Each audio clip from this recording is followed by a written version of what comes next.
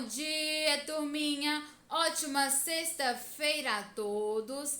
Abram um livro em Geografia, página 172. Geografia, página 172. Nessa aula, iremos dar continuidade ao nosso assunto sobre relevo. Muito bem, acompanhem a leitura.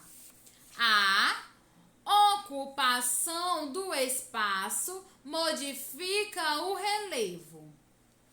Ao ocupar o espaço, as pessoas modificam o relevo para atender às suas necessidades e ao seu modo de vida. Com o crescimento das cidades, terrenos íngremes são aplanados para a construção de moradias e vias de circulação. Para construir túneis e estradas em áreas de serra, por exemplo, geralmente são cortados trechos de suas encostas.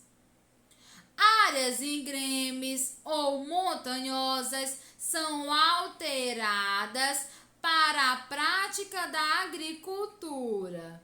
Nessas áreas é comum construir degraus que facilitam a preparação da terra, o cultivo e a colheita. As atividades de mineração também alteram o relevo. Geralmente, para extrair os minérios, é preciso escavar grandes áreas, deixando buracos e alterando a paisagem do local. Muito bem. Turma, os seres humanos vivem alterando o relevo. Vivem modificando as elevações da superfície da Terra. Isso para atender às suas próprias necessidades. Os seres humanos, por meio da sua força de trabalho e das tecnologias, alteram o relevo por diversos fatores. Vamos citar alguns deles?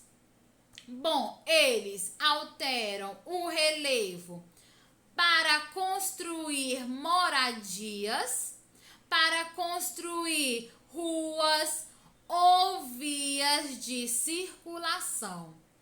E com o crescimento das cidades, com o aumento populacional, eles usam até os terrenos inclinados para fazer essas construções.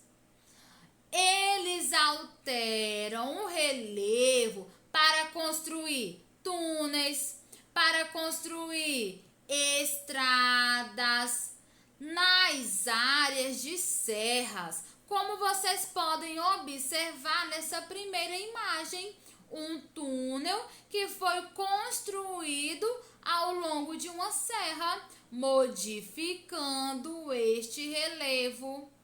Os seres humanos alteram o relevo, alteram as áreas inclinadas, as montanhas, para realizar a prática da agricultura, para cultivar a terra, para obter os seus alimentos, e os seres humanos também alteram o relevo quando retiram as riquezas minerais, quando retiram ouro e outros tipos de minérios do solo, deixando o solo com profundos buracos, como vocês podem observar nessa segunda imagem, que mostra grandes escavações no garimpo de ouro em Serra Pelada, no Pará.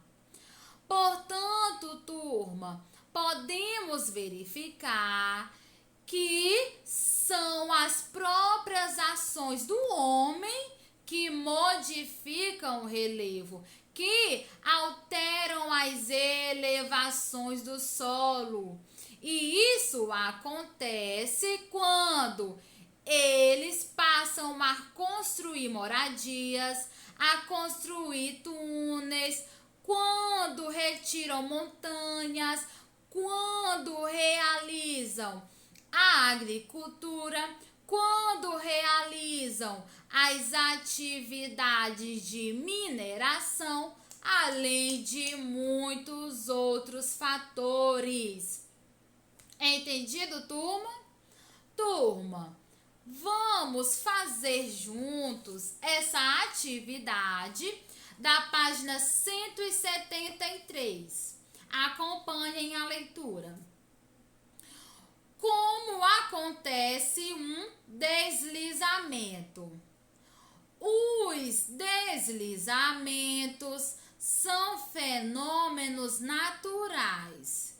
No entanto, a ação humana pode contribuir para que os deslizamentos aconteçam com mais frequência. Quando há a ocupação das encostas de morros e serras, a vegetação é retirada para a construção das moradias. Isso deixa o solo desprotegido e exposto à erosão provocada pela água das chuvas e pelo vento. Se a encosta for íngreme, podem acontecer deslizamentos como este mostrado na foto. Turminha, os deslizamentos são quedas de rochas, são quedas do solo, dos morros ou de serras. E geralmente acontecem pela ação da natureza. Ou seja, a própria natureza se encarrega disso. Mas a ação do homem pode facilitar os deslizamentos. Como assim, tia? Como o homem contribui para que aconteça os deslizamentos? Turma, os deslizamentos acontecem quando o homem retira do solo a cobertura vegetal. E essa cobertura vegetal é responsável pela consistência do solo, por deixar o solo firme, e as raízes impedem o escoamento das águas. E o homem retira a cobertura vegetal do solo para construir moradias, deixando o solo desprotegido.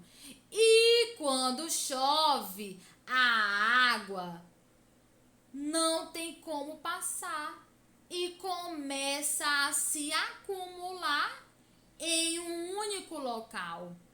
O solo não consegue suportar e se rompe, causando os deslizamentos dos morros ou de serras. Entendido? Deu para compreender? Letra A. Porque a ocupação das encostas de morros contribui para a ocorrência dos deslizamentos de terra. Turma, é o que eu acabei de explicar.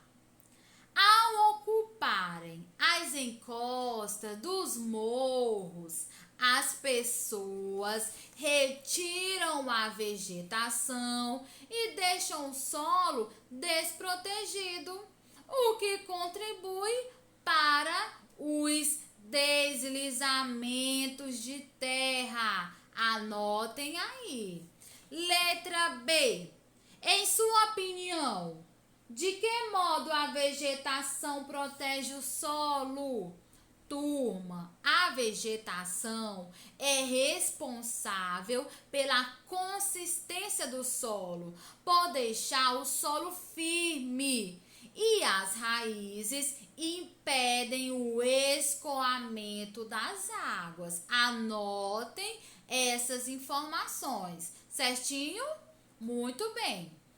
Turma, na página 174, eu vou ler esse texto e explicar para vocês. Em seguida, vocês irão responder sozinhos essa atividade.